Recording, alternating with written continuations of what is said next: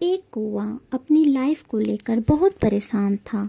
वो जब भी किसी पक्षी को देखता तो खुद से तुलना करने लग जाता, जिससे उसे यह अभ्यास होता कि उसकी ज़िंदगी मेरी ज़िंदगी से ज़्यादा अच्छी है, वो बहुत मज़े में है।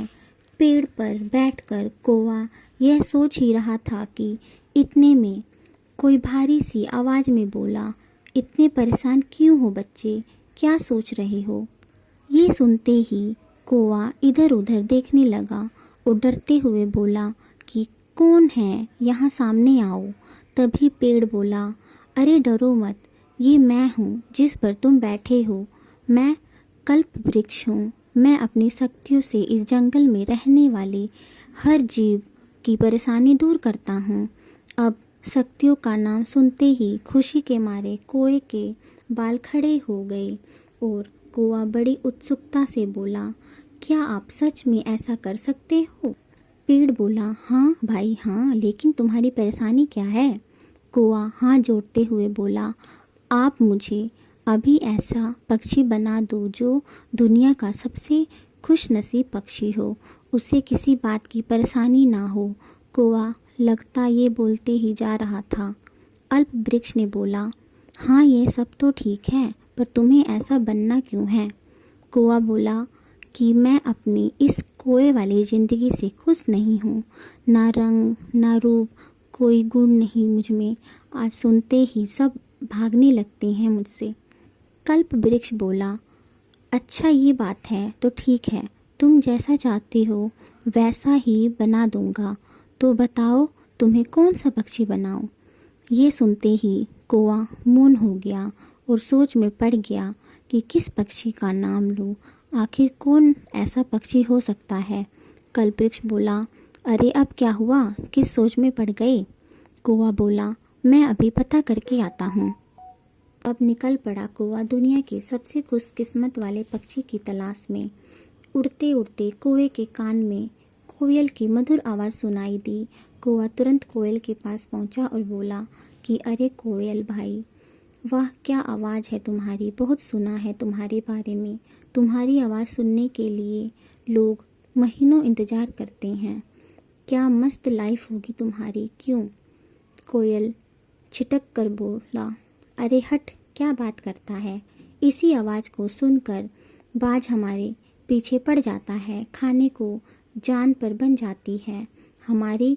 और तो ये रंग देख लो, काला, ये भी कोई रंग है? और ज़िंदगी भर कभी खुद का घोंसला नहीं बना पाते, दूसरे के घोंसलों पर आशियाना बनाने के लिए उनके अंडे वहाँ से नीचे गिराने पड़ते हैं। इतना घोर पाप करने के बाद एक घर नसीब होता है, यह भी कोई ज़िंदगी है? अरे ज़िंदगी तो तोते की होती है, मस्त। आहा, इंसानों की जुबान बोलता है, उन्हीं के बीच रहता है। आहा क्या ठाठ है, अभी उसी से आ रहा हूँ मिलकर। ये सुनते ही कौवा तुरंत उस तोते के पास पहुँचा और बोला, अरे तोते भाई, आहा क्या मस्त रंग है तुम्हारे। इंसानों की भाषा बोल लेते हो, जो बोलते हो हाजिर काजू बादाम तक खाते हो मज़े से, वाह। तोता बोला, ऐसा कौन बोला तेरे को? अपनी मर्जी से नहीं रह रहा हूँ, मजबूरी है। बचपन में हम तोतों को कि यह इंसान लोग अपने मज़े के लिए उठा कर लाते हैं, पालते हैं, लेकिन पिंजरे में बंद कर रख देते हैं, कहीं उड़ ना जाऊं। यहाँ तक कि कई तोतों के पंख काट देते हैं। आज़ादी के नाम पर ज़िंदगी पिंजरे में सिमट कर रह गई है, यह भी कोई ज़िंदगी है? मुझसे अच्छे तो तुम हो, आज़ादी से उड़ रहे हो, जहाँ मन करा चले गए, जो मन किया खा लिया, मज़े की लाइफ है तुम्हारी। अरे सबसे अच्छी लाइफ तो हंस की होती है। आहा क्या मस्त सफ़ेदी होती है, देखते ही मन शांत हो जाता है। सबका पूरे झील का राजा होता है। राजा दूर दूर से लोग आते हैं देखने के लिए हंस को, खूब सेल्फी लेते हैं, खूब तारीफ़ करते हैं। अरे बिना हंस के कोई शोभा नहीं होती झील की। लोग तरह तरह की चीज़ें देखते खाने को, क्या मस्त ज़िंदगी है हंस की। कौवा तुरंत उड़कर हंस के पास गया। कौवा बोला, अरे हंस भैया, अभी अभी तोता भाई ने बताया, क्या मस्त जिंदगी है आपकी। हंस बोला, पागल हो क्या, यह कोई जिंदगी है। इन लोगों के मज़े के लिए मजबूरी में सारा दिन इस पानी में पैडल मारते रहते हैं और पंख हमारे इतने भारी कि ऊंची उड़ान भी नहीं भर पाते। इंसानियत शिकारियों की नज़र हम पर हमेशा होती है। रंग भी सफ़ेद, कफन जैसा कोई रंग भी होता है। अरे सबसे अच्छी लाइफ तो मोर की होती है। कौवा तुरंत मोर के पास पहुंचा और बोलता है, अरे मोर भैया, वहाँ कितने सुंदर हो आप, कितना बड़ा शरीर और खूबसूरत शरीर। जब भी नाचते हो हर कोई देखते रह जाता है। लोग इंतज़ार करते हैं तुम्हारा नाच देखने के लिए। तुम्हारी आवाज़ भी मन को बहुत सुकून देती है। मोर भी दुखी होकर बोला, अरे कौवा भाई, क्यों मजाक उड़ा रहे हो। हम लोग की ज़िंदगी के सिक्के का दूसरा पहलू तो तुम जानते ही हो। हमारी तो सुंदरता ही हमारे लिए श्राप है। हमारे सुंदर पंखों की वजह से हमारा शिकार किया जाता है। इंसान हमें मार कर हमारे पंख शरीर से नोच लेते हैं। सिर्फ यही नहीं, हमारा शरीर और पंख भारी होने की वजह से हम 20 फुट से ऊपर नहीं उड़ पाते। कभी जंगली कुत्ते हमारा शिकार कर लेते हैं। मोर की बात सुनकर कौवा बहुत उदास हुआ और उड़कर कल्प वृक्ष के पास पहुंचा।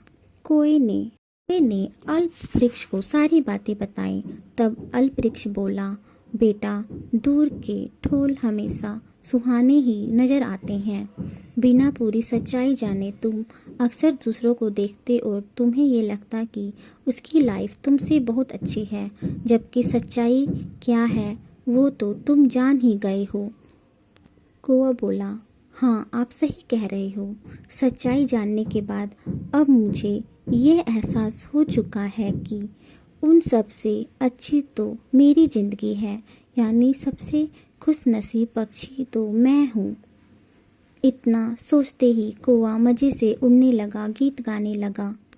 दोस्तों, ऐसा ही हमारी ज़िंदगी में भी होता है। ज़्यादातर लोग अपनी ज़िंदगी से बस इसलिए नाखुश नहीं होते क्योंकि उन्हें ऐसा लग रहा होता है कि दूसरे लोगों की लाइफ मुझसे बहुत ज़्यादा अच्छी है।